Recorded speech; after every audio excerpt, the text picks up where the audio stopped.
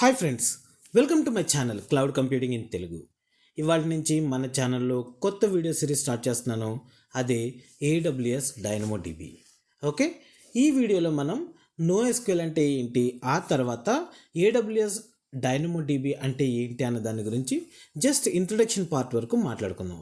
NoSQL అంటే ఏంటి అనేది ఎందుకు తెలుసుకోవాలంటే డైనమోడిబి అంటేనే NoSQL కాన్సెప్ట్ అనమాట.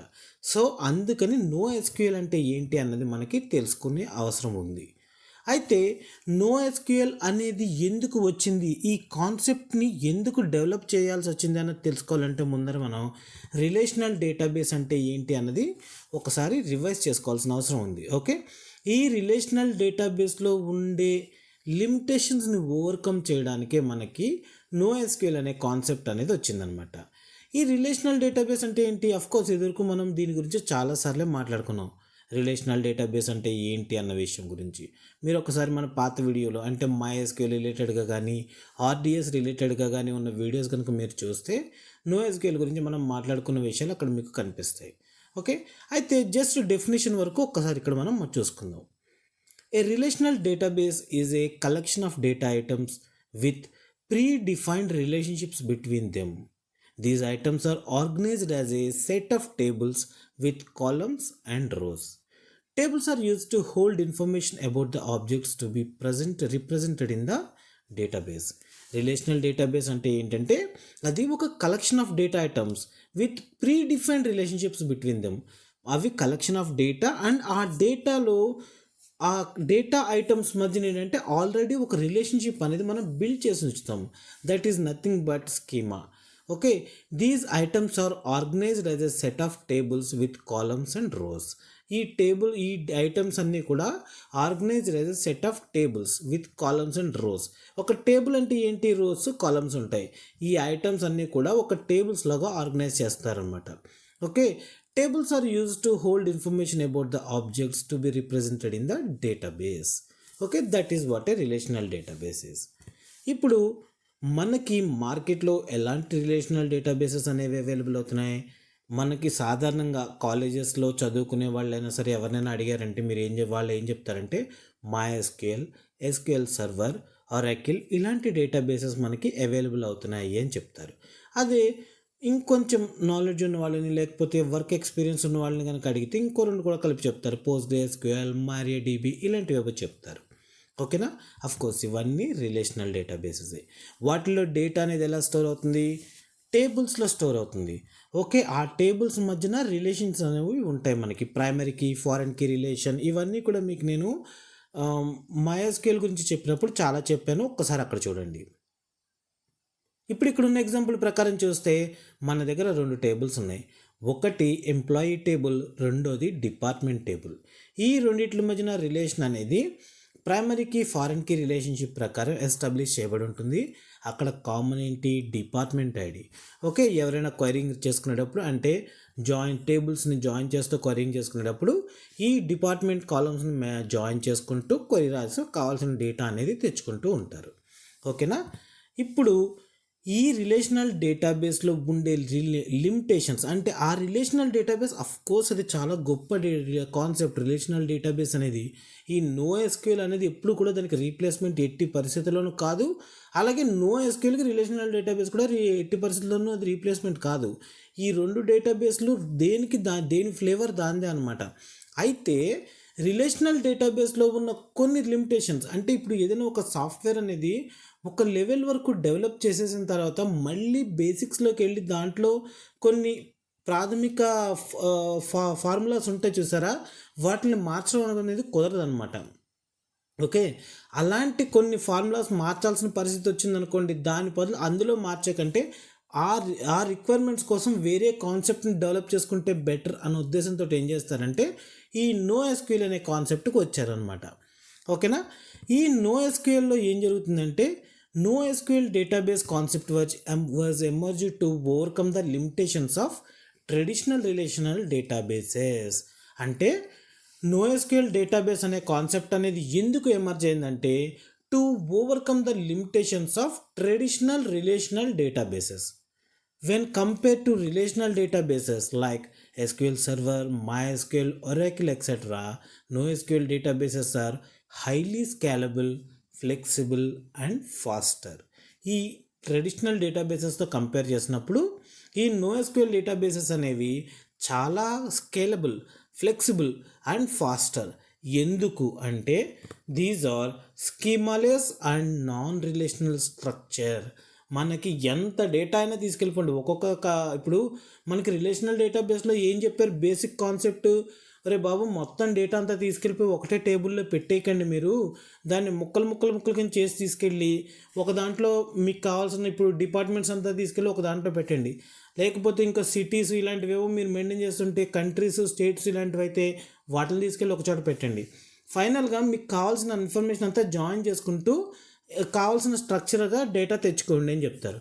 కానీ NoSQLలో అలా ఏమి ఉండదు. మీ డేటా అంతా తీసుకెళ్ళి ఒక చోటే పెట్టేసుకోండి, ఫాస్ట్గా రిట్రీవ్ చేసుకోండి కావాల్సిన చోటు నుంచి అని చెప్తారనమాట. ఇప్పుడు మన ఎగ్జాంపుల్లో చూడండి, రిలేషనల్ డేటాబేస్లో ఎంప్లాయీ డిపార్ట్మెంట్ టేబుల్ ఉంది. ఓకే ఫైన్, ఒకసారి ఆ డిపార్ట్మెంట్ని పక్కన పెట్టండి.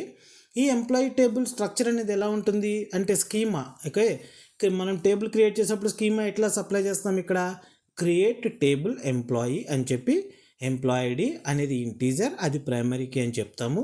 అలాగే ఎంప్లాయీ నేమ్ అనేది varchar, ఎందుకంటే అందులో ఆల్ఫా న్యూమరికల్ వాల్యూస్ ఉంటాయి కనుక. అలాగే డిపార్ట్మెంట్ ఐడి అనేది కూడా varchar అవ్వచ్చు, ఎందుకంటే D1 D2 అలా ఏమైనా ఇచ్చుకుంటే ఇచ్చుకోవచ్చు. దట్స్ వై ఇలా క్రియేట్ చేస్తాం. ఓకేనా, ఇలా క్రియేట్ చేసినప్పుడు ఈ రిలేషనల్ డేటాబేస్లో మనం వాల్యూస్ ఎలా ఎంటర్ చేయాలి, ఖచ్చితంగా ఇక్కడ చూపిస్తున్నట్లుగానే ఎంటర్ చేయాలి. అంటే ఎంప్లాయీ ఐడి కాలంలో ఓన్లీ న్యూమరికల్స్ పెట్టాలి, ఎంప్లాయీ నేమ్ డిపార్ట్మెంట్లో మన ఇష్టం వచ్చినట్లు పెట్టుకోవచ్చు, అది కండిషన్. అయితే ఇదే డేటాబేస్ని కనుక నేను NoSQLలో డెవలప్ చేస్తే ఈ ప్రకారం ఉంటుందన్నమాట. అంటే ఇప్పుడు మీకు కనిపిస్తుందని ఏమంటారంటే JSON ఫార్మేట్ అంటారు. ఓకే, ఈ NoSQL అనేది ఎయిదర్ JSON ఆర్ XML ఫార్మాట్స్లో ఉంటుందన్నమాట. ఓకేనా, ఇప్పుడు మనం ఓవర్కమ్ చేయగలిగిన లిమిటేషన్ ఏంటి అనేది ఒకసారి కనుక మనం చూస్తే, సపోజ్ ఇప్పుడు నేను ఎంప్లాయీ ఐడి టేబుల్లో రిలేషనల్ డేటాబేస్లో కొత్త రో యాడ్ చేయాలనుకుంటున్నాను. అక్కడ నేను ఎంప్లాయీ ఐడిని 5, 4 అని ఇవ్వకుండా E5 అని ఇవ్వాలనుకుంటున్నాను. అది కుదురుతుందా? కుదరదు కదా. ఎందుకంటే నేను టేబుల్ స్కీమాలో నా టేబుల్లో ఎంప్లాయీ ఐడి అనే కాలం ఖచ్చితంగా అది ఇంటీజర్గానే ఉండాలి అని చెప్పి నేను చెప్పాను. దట్స్ వై అది పాసిబుల్ కాదు. కానీ అదే NoSQLలో అనుకోండి, మనం కావాలనుకుంటే కొత్తగా ఒక నోడ్ అంటారు అనమాట. ఇక్కడ ఈ నోడ్లో అంటే ఇప్పటి వరకు ఎంప్లాయీ 1, ఎంప్లాయీ 2, ఎంప్లాయీ 3, ఎంప్లాయీ 4 వరకు మనం ఇంటీజర్స్ ఇచ్చుకోవచ్చు. అదే టైంలో ఎంప్లాయీ ఐడిని కావాలంటే E5 అని కూడా మార్చుకోవచ్చు అనమాట, ఇచ్చుకోవచ్చు మనం. అక్కడ మనకి ఒక్కొక్క నోడ్కి ఇంకొక నోడ్కి ఏ విధమైన సంబంధం ఉండదన్నమాట. దట్స్ వై అది యాక్సెప్ట్ చేసేస్తుంది. అలాగే నేను ఇప్పుడు రిలేషనల్ డేటాబేస్లో నాకు ఒక కొత్త కాలం కావాలి అంటే నేను ఒక పర్టికులర్ రోకి సంబంధించి ఇంకొక వాల్యూ కూడా మెయింటైన్ చేయాలనుకుంటున్నాను. అదేంటంటే డిపార్ట్మెంట్ నేమ్. పైన 4 రోస్కి నేను ఏమి డిపార్ట్మెంట్ నేమ్ మెయింటైన్ చేయలేదు. అయితే నాకు డిపార్ట్మెంట్ నేమ్ కావాలంటే ఏం చేయాలి, నేను టేబుల్ స్కీమాలో చేంజెస్ చేయాలి. కానీ నేను టేబుల్ స్కీమాలో చేంజెస్ చేయలేదు, డైరెక్ట్గా డిపార్ట్మెంట్ నేమ్ అనేది ఇద్దాం అనుకుంటున్నాను. అది యాక్సెప్ట్ చేస్తుందా రిలేషనల్ డేటాబేస్లో అలాంటి వే ఆఫ్ ఆపరేషన్ అనేది? నో, యాక్సెప్ట్ చేయదు. అదే NoSQL అయితే మనం కావాలనుకుంటే ఒక నోడ్లో 2 వాల్యూస్ పెట్టుకుని వీటిని కీ వాల్యూస్ అంటారు. ఇక్కడ ఎంప్లాయీ అనేది కీ, ఆ 1 అనేది వాల్యూ, ఎంప్లాయీ నేమ్ అనేది కీ, రామ్ అనేది వాల్యూ అనమాట. ఇలాంటివి దీనికి లిమిటేషన్స్ ఏమీ లేవు. మనకు కావాలనుకుంటే నెక్స్ట్ నోడ్లో మనకు కావాల్సిన ఇచ్చుకోవచ్చు. ఓకేనా, that is what NoSQL is. ఓకేనా, ఇవే రిలేషనల్ డేటాబేస్లో ఉండే లిమిటేషన్స్, వీటిని ఓవర్కమ్ చేస్తూ NoSQL అనే కాన్సెప్ట్ అనేది బయలుదేరిందనమాట. అయితే ఇందాక చెప్పిన విషయం మళ్ళీ గుర్తుపెట్టుకోండి, NoSQL అనేది ఎప్పుడు కూడా రిలేషనల్ డేటాబేస్కి రీప్లేస్మెంట్ అయితే కాలేదు. అలాగే రిలేషనల్ డేటాబేస్ ఎప్పుడు కూడా NoSQLకి రీప్లేస్మెంట్ అనేది కాలేదనమాట. ఎందుకంటే ఆ రెండు డెవలప్ అయిన రిక్వైర్మెంట్స్ వేరు. రిలేషనల్ డేటాబేస్ అనేది నాకు స్ట్రాంగ్ డేటాబేస్ కావాలి, అలాగే నా డేటాబేస్ నార్మలైజేషన్ చేసుకుంటూ నాకు కరెక్ట్గా డేటా అనేది నేను ఆర్గనైజ్డ్గా మెయింటైన్ చేసుకుంటూ ఉండాలి. నేను ఒక స్కీమా పెట్టుకుంటాను, దాని ప్రకారమే నాకు డేటా కావాలి అని అనుకున్నప్పుడు రిలేషనల్ డేటాబేస్కి వెళ్తారనమాట.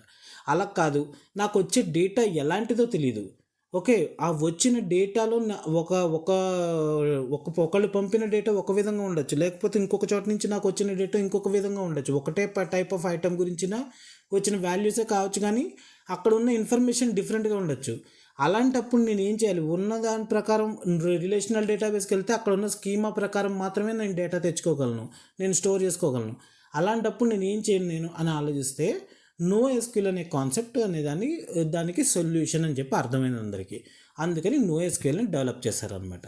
సో నో ఎస్క్యూఎల్ అనేది enable easy updates to schema and fields. మన కంప్లీట్ స్కీమాలో మనం ఈజీగా అప్డేట్స్ అనేవి చేసేయచ్చు. ఆ తర్వాత store unstructured, semi structured or structured data. మనం ఎలాంటి డేటాను స్టోర్ చేసేసుకోవచ్చు. అన్స్ట్రక్చర్డ్గానే ఉండొచ్చు, అది సెమీ స్ట్రక్చర్డ్గానే ఉండొచ్చు, లేకపోతే స్ట్రక్చర్డ్గానే ఉండొచ్చు. Let it be in any way. Okay. ఆ తర్వాత handle large volume of data at high speed with a scale out architecture. అంటే చాలా heavy millions and millions of rows of డేటాను తీసుకెళ్ళిపోయి మనము అందులో స్టోర్ చేసుకోవచ్చు. At the same time data అనేది కూడా చాలా ఫాస్ట్గా రిట్రీవ్ అయిపోతుంది అనమాట. And it is developer friendly. మనం డేటాను తెచ్చుకుని ఈజీగా దానిలో కావాల్సిన ఆపరేషన్స్ అనేవి ఒక డెవలపర్ అనేది చేసుకోవచ్చు అనమాట. అంటే మనం ఇప్పుడు C# చూసుకున్నాం అనుకోండి, మనకి లింక్ క్యూ అని చెప్పి ఒక కాన్సెప్ట్ ఉంటుంది. చక్కగా డేటాబేస్ నుంచి కావాల్సిన డేటా అంతా JSON ఫార్మేట్లోనే తెచ్చేసుకుని దాన్ని మనం ఇష్టం వచ్చినట్టు వాడేసుకుంటూ ఉండొచ్చు అనమాట. ఇప్పుడు మనకి వెబ్ API అనే కాన్సెప్ట్ ఒకటి ఉందండి. వెబ్ APIలో డేటా అనేది ఏ ఫార్మేట్లో అవుట్పుట్ వస్తూ ఉంటుంది మనకి. సాధారణంగా ఎవరైనా ఎక్కువగా ఇష్టపడే ఫార్మేట్ ఏంటి? JSON ఫార్మేటే కదా అక్కడ వచ్చేది. ఇప్పుడు మనం ఏం చేస్తాం? ఆ రిలేషనల్ డేటాబేస్ నుంచి డేటా తెచ్చుకుని దాన్ని JSON ఫార్మేట్లో కన్వర్ట్ చేసుకుని మళ్ళీ ఆ వెబ్ API నుంచి రిప్లై ఇస్తూ ఉంటాం ఆ వెబ్ API పింగ్ చేసిన వాళ్ళకి. అదే మనం JSON ఈ నో ఎస్క్యూఎల్ అనే కాన్సెప్ట్ వాడామనుకోండి, ఎక్కువగా కష్టపడాల్సిన అవసరం లేదు. దాన్ని JSON ఫార్మేట్లోకి మార్చాల్సిన అవసరం లేదు. ఎందుకంటే అక్కడ నుంచి వచ్చే డేటాయే దాదాపుగా JSON ఫార్మేట్లో ఉంటుంది. చిన్న చిన్న చేంజెస్ చేసేసుకుని రిప్లై ఇచ్చేయడం ఆ వెబ్ APIకి అనమాట. Okay. And take a full advantage of the cloud to deliver zero downtime. క్లౌడ్లో వర్క్ చేసే వాళ్ళకి నో ఎస్క్యూఎల్ అనే కాన్సెప్ట్ ఇంకా చాలా ఫ్రెండ్లీగా ఉంటుంది. అంటే మనం డేటా అనేది చాలా ఫాస్ట్గా రిప్లై చేయొచ్చు అనమాట ఇందులోను. దట్స్ వై దీన్ని cloud full advantage of cloud అన్నారు, అంతకుమించి ఇంకేం లేదు. ఓకేనా. ఇలాంటి నో ఎస్క్యూఎల్ సపోర్ట్ చేసే డేటాబేసెస్ ఏమున్నాయని చూస్తే చాలా చాలా అయితే ఉన్నాయి. సింపుల్గా కొన్ని చూస్తే Cassandra, Azure cosmos DB, DynamoDB, ఇంకా Apache couch DB, Apache HBase, ఇంకా MongoDB, ఇలాంటి రకరకాల డేటాబేసెస్ అనేవి మనకి ఈ రోజున మార్కెట్లో అవైలబుల్ ఉన్నాయి. ఓకేనా. ఎట్ ద సేమ్ టైం ఇంకొకటి ఏంటంటే ఈ డేటాబేస్లు అనేవి ఇప్పుడు ఇక్కడ మీకు ఇంతకు ముందర చూపించిన ఈ Cassandra, Amazon DynamoDB, couch DB, MongoDB, HBase, లేకపోతే అజూర్ కాస్మోస్ DB, ఇవన్నీ కూడా ఒకటే టైప్లో డేటాను స్టోర్ చేసుకోవు. దాంట్లో ఆ డేటాని స్టోర్ చేసుకోవడానికి మళ్ళీ రకరకాల మోడల్స్ ఉంటాయన్నమాట. ఆ మోడల్స్ ఏంటంటే వీటిని నో ఎస్క్యూఎల్ డేటాబేస్ మోడల్స్ అంటారు. అవి 4 రకాలు ఉంటాయి. అవి ఏంటంటే document based data model, database model, graph based database model, wide column based database model and key value database model అనమాట. ఓకేనా. అంటే ఇవన్నీ కూడా ఇప్పుడు కాస్మోస్ DB అంటే ప్రతి క్లౌడ్ కూడా ఈ రోజున నో ఎస్క్యూఎల్ అండ్ ఎస్క్యూఎల్ 2 రకాల డేటాబేసెస్ని ప్రొవైడ్ చేస్తుందండి. ఓకేనా.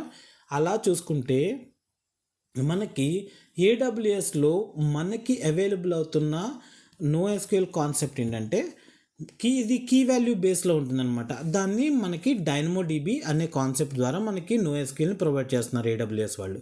ఇక్కడ ఈ రిలేషనల్ డేటాబేస్లో ఉన్న డేటా ఉంది చూసారా, దీన్ని కనుక మనం తీసుకెళ్ళి నో ఎస్క్యూఎల్ ఫార్మేట్లో స్టోర్ చేయాలనుకుంటే ఈ విధంగా స్టోర్ అవుతుంది అనమాట. కీ ప్లేస్లో ఎంప్లాయిడ్, వాల్యూ ప్లేస్లో రిమైనింగ్ డేటా. మనం డేటా ఫెచ్ చేసుకునేప్పుడు కీ ఏంటనేది పాస్ చేస్తాము, కావాల్సిన వాల్యూ అనేది తెచ్చుకుంటూ ఉంటాం అనమాట. ఓకేనా. దట్స్ వై అమెజాన్ DynamoDB అనే కాన్సెప్ట్ అనేది వచ్చింది. అంటే నో ఎస్క్యూఎల్ అనేది చాలా వ్యాస్ట్ రేంజ్లో వాడుతున్నారు ఈ రోజున. ఓకేనా. అలాంటప్పుడు మనము నో ఎస్క్యూఎల్ని ఖచ్చితంగా ప్రొవైడ్ చేయాలి అని చెప్పి అమెజాన్ వాళ్ళు ఏం చేశారంటే అంటే ఉన్నదాన్ని మార్కెట్లో ఉన్నదాన్ని మనం వాడుకోవాలనుకోకుండా DynamoDB అనే ఒక కాన్సెప్ట్ని డెవలప్ చేశారనమాట. ఓకేనా. మనము ఈ అమెజాన్ DynamoDB అంటే ఏంటి అన్నది మరింత వివరంగా నెక్స్ట్ వీడియోలో ప్రాక్టికల్గా కూడా చూద్దాం. జస్ట్ ఈ వీడియోలో థియరిటికల్ పార్ట్ చెప్తున్నాను, నెక్స్ట్ వీడియోలో ప్రాక్టికల్ పార్ట్ అంతా కూడా క్లియర్గా చూసుకుందాం. Okay friends, thanks for watching. Bye bye.